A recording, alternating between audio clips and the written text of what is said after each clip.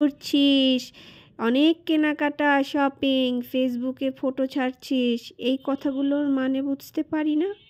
হিংসা নাকি প্রশংসা? আমার যে ভ্লগগুলো, ভিডিওগুলো পোস্ট করি, তার মধ্যে আত্মীয়-স্বজনরা অনেকেই আছে, আমার ওয়েল উইশার্সরা আছেন, যারা আমাকে এই কথাগুলো বলে। বাট তারা আসলে ভিতরে ঝেঁকে দেখতে আসে না যে আমার ভ্লগে আমি যেই প্রোডাক্টগুলো দেখাই বা যেই শপিংয়ের এরিয়াগুলোতে যাই, শপিং মলগুলোতে যাই, তার সবগুলোই কি আমি কেনাকাটা করি? হ্যাঁ, যেগুলো আমি দেখাই তার থেকে কিছুটা বাছাই করে যেগুলো আমার প্রয়োজনীয় জিনিস, যেগুলো আমার ভালো লাগে, যেগুলো আমার কেনার সামর্থ্য অনুযায়ী আমি সেগুলোই আসলে পারচেস করে থাকি এবং তার মধ্যে থেকে আপনারা সেই প্রোডাক্টগুলো দেখেনও, যেগুলো আমি ইউজ করি, আবার অন্য কোনো ভ্লগে সেগুলো পরে আপনাদেরকে ভ্লগ তৈরি করে দেখাই। সো আজকের ব্লগটা থাকবে সেই রকম কিছু একটা নিয়েই। সো হ্যালো এভরিওয়ান, সবাই কেমন আছেন and welcome to my beautiful blog. সেদিন আমি গিয়েছিলাম বনানী 11 নাম্বার। আপনারা সবাই জানেন বনানী 11 নাম্বারের রোডটা আমার খুবই পছন্দের। তো সেখান থেকে কিছু টুকিটাকি শপিং করেছি, তার মধ্যে গিয়েছিলাম স্টেসিতে। তো সেদিন আমরা ওয়াকিং একটা শপিং করি, মানে পুরো রোডটাতে আমরা হেঁটে হেঁটে সবগুলো শোরুমেই যাই। তো ফার্স্টেই গিয়েছিলাম স্টেসিতে এবং যেই আমার এই শার্টগুলো চোখে পড়ে যায় এবং এগুলো ছিল 2500 টাকা করে, বাট আমি এই শার্টগুলো নেইনি, কারণ আরও যে এই শার্টগুলো দেখে বলছিল যে আম্মু এগুলো দেখতে একদম ক্লাউনের শার্টের মতো লাগছে, তো আমি রেখে দিয়েছি। তারপর আমার চোখ পড়ে যায় এই ডিজাইনার পিসগুলোতে, স্টেসি ডিজাইনার কর্নারে, দেন পিঙ্ক ওয়ান আমি পিক করি। তারপর আবার নিচে চলে আসি, নিচে এসে এই সানগ্লাস কর্নারটাতে আমার চোখ পড়ে যায় এবং এখানে আমি কিছু সানগ্লাস ট্রাই করি। আর নিচে যে আপনারা সক্সগুলো দেখছেন, এই সক্সগুলো আমি আমার ছেলে আর হাজব্যান্ডের জন্য পারচেস করে ফেলি। সক্সগুলোর কোয়ালিটি আসলেই খুব ভালো ছিল। তারপর হাঁটতে হাঁটতে যখন সামনের দিকে আগাই, দেন আমাদের চোখ পড়ে যায় কিডস অ্যান্ড মমসের এই শোরুমটাতে। সো বুঝেই ফেললেন বাচ্চাদের খুবই পছন্দের একটা জায়গা এবং এখানে যেয়ে আরও শেয়ার তেহজিব totally they have gone crazy যে ওরা আসলে কী নিবে। তো আরও সে একটু একটু করে ঘুরে ঘুরে সবই দেখছিল আর চিন্তা করছিল যে কী নিবে বা না নিবে।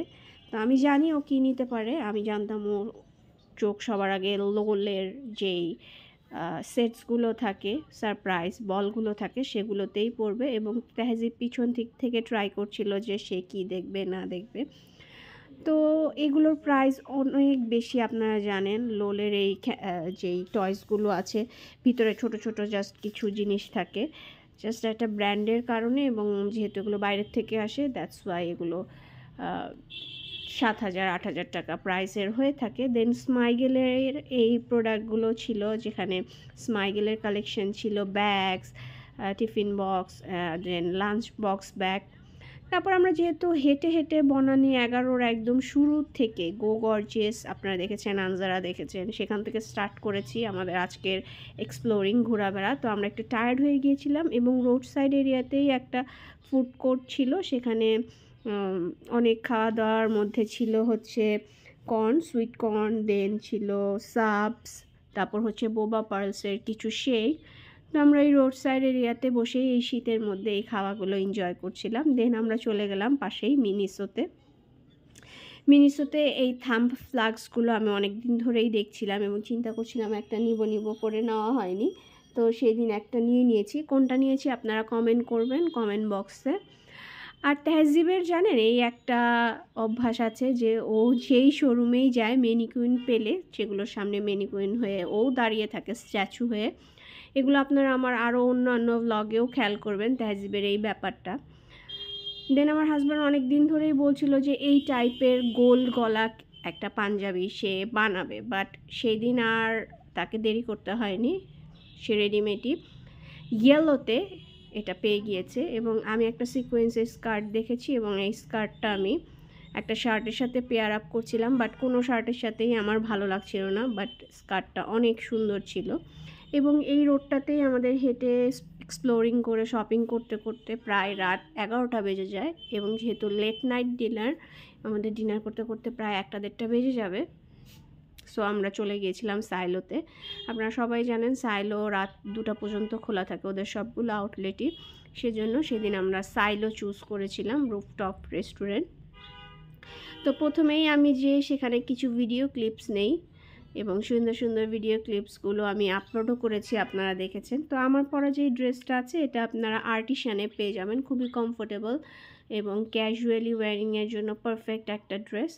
দেন আমরা মেনু থেকে অর্ডার করি খাবার দাবার, তার মধ্যে ছিল সিসু ফুড, কোরাল ফিশ। দেন আপনারা তো জানেন আমি রাইস বলসগুলো খুব পছন্দ করি, সেখান থেকে রাইস বল অর্ডার করেছি। তেহজিবের জন্য পাস্তা অর্ডার করা হয়েছে, বাট তেহজিবের এই পাস্তাটা একদমই ভালো লাগে নাই, কারণ ও এই টাইপের চিজ টিজ দেওয়া পাস্তা একদমই পছন্দ করে না। হোয়াইট পাস্তা খায়, বাট ওটাতে ও চিজটা দিতে মানা করে, বাট আমি জানি না কেন। আর এই হচ্ছে আরশির সি স্যুপ।